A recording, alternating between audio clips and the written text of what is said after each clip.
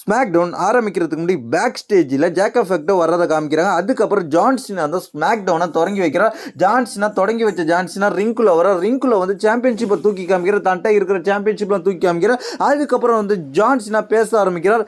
John Cena John Cena John Cena ஜான்சினான்ற மாதிரி பேசிட்டு அதுக்கப்புறம் ஜான்சினா எப்படிப்பட்டவன் தெரியுமா? ஜான்சினா உங்களை விட சிறந்தவன். நீங்கள் வீட்டில் உட்காந்து பார்த்தாலும் சரி, நீங்கள் டிவியில் பார்த்தாலும் சரி, நீங்கள் இங்கே ரிங்கு அரங்குக்கு வந்து பார்த்தாலும் சரி, என்னை எங்கே பார்த்தாலும் சரி, ஜான்சினா இங்கே உள்ள எல்லாரோடையும் சிறந்தவன். ஜான்சினா எல்லாரோடையும் சிறந்தவன். ஜான்சினா ரெஸ்லிங்கில் சிறந்தவன். ஜான்சினா பேச்சில் சிறந்தவன். எல்லாத்தோடையும் சிறந்தவன் சொல்லி பேசி முடிக்கிற அந்த இடத்துல கோடி ரோட்ஸ் வராரு. கோடி ரோட்ஸ் வந்து பேச ஆரம்பிக்கிறாரு. ஜான்சினா இங்கே வந்து அவன் எல்லாத்தையும் பற்றி பேசியிருக்கான். ரேண்டி ஆர்டனை பற்றி பேசியிருக்கான், சிஎம் பங்கை பற்றி பேசியிருக்கான், அதுக்கப்புறம் வந்து எல்னையும் பற்றி பேசியிருக்கிறான். இப்படிப்பட்ட பேசிகிட்டு இருக்கும்போது அந்த இடத்துல ரேண்டி ஆர்டன் வர்றாரு. கோடி ரோட்ஸ் பேசிக்கிட்டு இருந்த கொஞ்ச நேரத்தில் ரேண்டி ஆர்டனும் ஜான்சினாவும் ஃபேஸ் டு ஃபேஸ் சந்திக்கிறாங்க. ஜான்சினாவும் ரேண்டி ஆர்டனும் பேக் ஸ்டேஷன் நடந்துக்கிட்ட கலவரத்தை காமிக்கிறாங்க. அந்த நேரத்தில் எல்ஏ நைட்டு வர்றாரு. எல்ஏ நைட்டு வந்து பேச ஆரம்பிக்கிறார். எல்ஏ நைட்டு வந்து ஆடியன்ஸை சேர் பண்ணுறாங்க. நான் இப்போ இங்கே ரிங்குள்ளே போகணுமா ஆடியன்ஸை பார்த்து கேட்குறாரு. ஆமாம் அப்படின்ற மாதிரி அப்படின்ற மாதிரி ஆடியன்ஸ் கத்துறாங்க. அதுக்கப்புறம் நான் வந்து இங்கே உள்ள ஒவ்வொரு ஆளோடையும் நான் சிறந்தவன். இங்கே பார்த்தீங்கன்னா இங்கே ஜான்சினா இருக்கார், கோடி ரோட்ஸ் இருக்கான், ரேண்டி ஆர்டன் இருக்கான். இவங்க 3 பேரையும் நான் முடிச்சிருவேன். அது மட்டும் இல்லாமல் ஜான்சினாவை முடிச்சு WWE சாம்பியனை நான் தான் ஜெயிக்க போகிறேன்.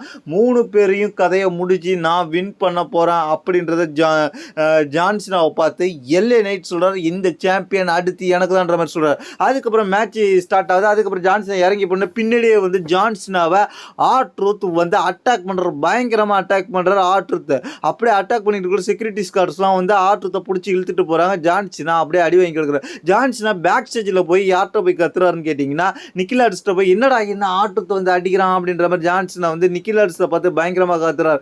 அதுக்கப்புறம் என்ன நடக்குதுன்னு கேட்டிங்கன்னா அந்த இடத்துல கார்மெலா ஹைஸ் வர்றாரு. ஏற்கனவே வந்து எல்ஏ நைட்டும் ரேண்டி ஆர்டன் வந்துட்டதுனால கார்மெலா ஹைஸ் வர்றாரு. அதுக்கப்புறம் அலிஸ்டர் பிளாக் வர்றாரு. இவங்க 2 பேருக்கும் கிங் ஆஃப் த ரிங் டோர்னமெண்ட்டோட ஃபர்ஸ்ட் ரவுண்ட் மேட்ச், இவங்க 4 பேருக்கும் கிங் ஆஃப் த ரிங் டோர்னமெண்ட்டோட ஃபர்ஸ்ட் ரவுண்ட் மேட்ச் நடக்குது.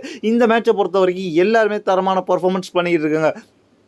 கார்மெலா ஹைஸோட பர்ஃபார்மன்ஸ் வேறு லெவலாக இருந்துச்சு. உண்மையிலே வந்து எல்லாரோட மூவ்மெண்ட்டையும் எஸ்கேப் ஆகி எல்லாருக்கும் ரிவெஞ்ச் மூவ்மெண்ட் போட்டுக்கிட்டு இருந்தார். உண்மையிலே கார்மெலா ஹைஸ் நல்லா பர்ஃபார்மன்ஸ் பண்ணார். ஆனால் இந்த மேட்சை பொறுத்த வரைக்கும் என்ன நடந்துச்சுன்னு கேட்டிங்கன்னா இந்த மேட்ச்சில் ஒரு கட்டத்தில் வந்து எல்ஏ நைட் ஜெயிக்க போகிற நேரத்தில் நல்லா பர்ஃபார்மன்ஸ் பண்ணிக்கிட்டு இருந்த எல்ஏ நைட் ஜெயிக்க போகிற நேரத்தில் பிரசன்ட் ரைடு வந்து அட்டாக் பண்ணுறாரு. அதுக்கப்புறம் வந்து என்ன நடந்துங்கன்னா பேரன் பிரேக்கர் உள்ளே வச்சு ஸ்பியர் போடுறாரு. இந்த 2 பேரும் வந்து பயங்கரமாக அட்டாக் பண்ணதுனால எல்ஏ நைட் வந்து அடிபட்டு கிடக்கிறார். அது மட்டும் இல்லாமல் டாப் ரோப்ல வந்து டைவிங் ஃபினிஷிங் போடலாம். கார்மெலா ஹைஸ் ரெடி ஆகுற அந்த இடத்துல கார்மெலா ஹைஸ்க்கு அப்படியே ஒரு ஆர்கேவை போட்டு எல்ஏ நைட் மேலே உளுந்துடுறாரு. அந்த ஆர்கேவோட சேர்த்து அவரோட ஃபினிஷர்ஸ் உளுந்துருது. அதுக்கப்புறம் என்ன நடக்குங்க, ரேண்டி ஆர்டன் இதுதான் சந்தர்ப்பம்னு சொல்லிட்டு எல்ஏ நைட்டை பின் பண்ணி வின் பண்ணி ஃபர்ஸ்ட் ரவுண்டில் குவாலிஃபை ஆகி செமிஃபைனலுக்கு போயிட்டார். செமிஃபைனலில் அவர் செமிஜெயினோட மோதணுன்ற மாதிரி இப்போ கன்ஃபார்ம் ஆயிடுச்சு. அதுக்கப்புறம் யூஎஸ் சாம்பியன்ஷிப் வச்சிருக்கிற ஜேக்கப் ஃபெக்ட் வரார். ஜேக்கப் ஃபெக்ட் வந்து மணி இந்த பேங்க்ல என்ன நடந்துச்சு, எதுக்காக நான் அட்டாக் பண்ணேன் அப்படின்ற விஷயத்த பேசுறாரு. நாங்கள் எல்லாம் ஒரே ஃபேமிலியாக இருந்தோம், ஆனால் அவன் என் முதுகில் குத்துனதை நான் ஒருபோதும் மறக்க மாட்டேன்ற மாதிரி சோலோ சிக்காவை பார்த்து ஜேக்கப் ஃபெக்ட் சொல்லிக்கிட்டு இருக்காரு.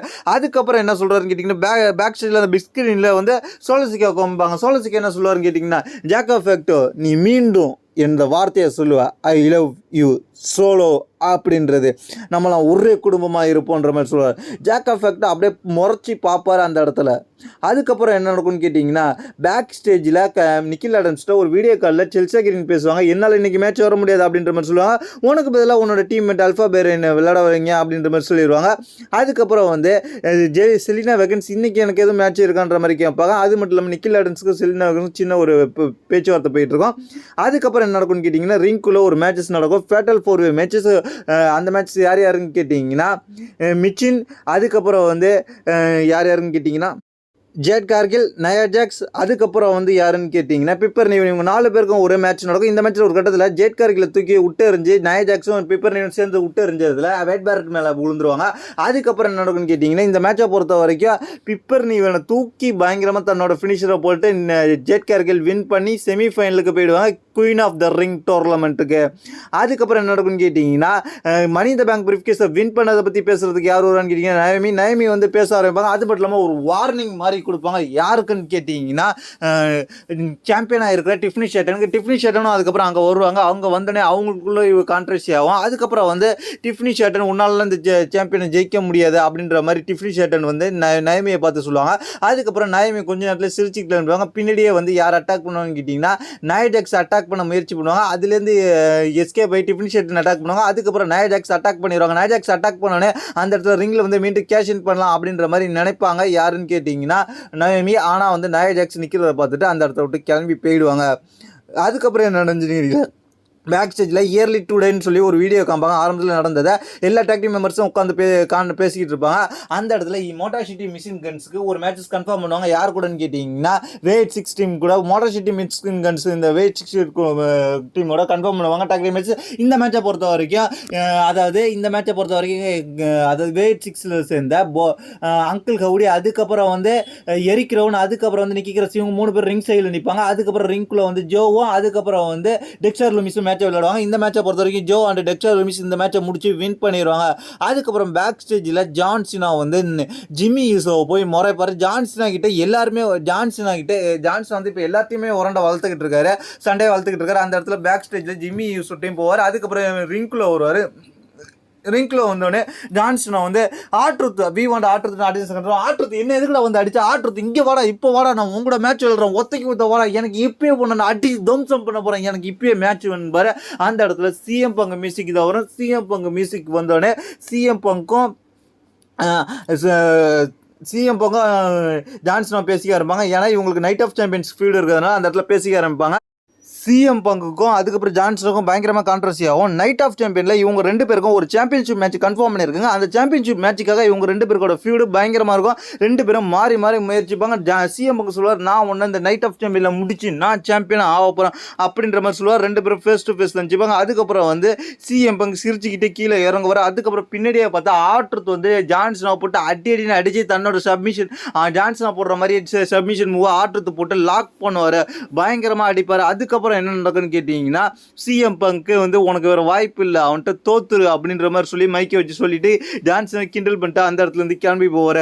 அதுக்கப்புறம் என்ன நடக்குன்னு கேட்டீங்கன்னா, குயின் ஆஃப் த ரிங் டோர்னமெண்ட்டுக்காக ஒரு ஃபேட்டல் 4-வே மேட்ச் நடக்கும். அந்த மேட்ச் யாரும் கேட்டிங்கன்னா அலெக்சா பிளிக்ஸ் அண்ட் சார்லட் ஃபிளேர். அதுக்கப்புறம் இவங்களுக்கு நடக்கும். பேக் ஸ்டேஜில் பார்த்தீங்கன்னா ஆட்ருத்தர் நின்றுக்கிட்டு இருப்பார். ஆட்ருத்தர் வந்து நிக்கில் ஆடம்ஸ் பேசுவார். உனக்கு இப்போ ஜான்சனோட மேட்ச் வேணுமான்ற மாதிரி கேட்பார். உனக்கும் ஜான்சனுக்கும் அடுத்த வாரம் மேட்சஸ் அப்படின்ற மாதிரி கன்ஃபார்ம் பண்ணியிருப்பாங்க.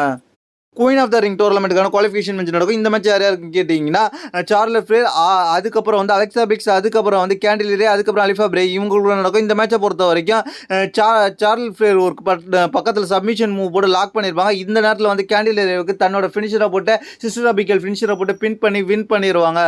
அதுக்கப்புறம் பேக் ஸ்டேஜில் கோடி ரோட்ஸும் சிஎம் பங்கும் சந்திப்பாங்க. அடுத்த SmackDown main event match king of the ring டோர்னமெண்ட்டோட அடுத்த குவாலிஃபிகேஷன் மேட்ச் நடந்துச்சு. இந்த கிங் ஆஃப் த ரிங் டோர்னமெண்ட்டில் யார் இருந்தாருன்னு கேட்டிங்கன்னா, ஃபர்ஸ்ட் ரவுண்ட் மேட்ச்சில் சின்ஷி நாக்முரா, ஆண்டடே, கோடி ரோட்ஸ் அண்ட் டேமியன் வெஸ்ட் 4 பேருமே நல்ல பவர்ஃபுல்லான ரெஸ்லர், நல்ல ரெஸ்லர். இந்த மேட்சை பொறுத்த வரைக்கும் ஒரு கட்டத்தில் சின்ஷி நாக்முரா கிக் விட்டதில் கோடி ரோட்ஸ் டேபிளை உடச்சிட்டு விழுந்துருவார். அந்த ஸ்லிம் ஜிம் டேபிள் ஒன்று வச்சிருப்பாங்க, அதை உடச்சிட்டு விழுந்துருவார். அதுக்கப்புறம் வந்து சின்ஷி நாக்முரா கோடி ரோட்ஸுக்கு கிராஸ் ரோட்ஸ் போடலாம், அதே மாதிரி போட்டு விடலாம் அப்படின்னு பார்ப்பாரு.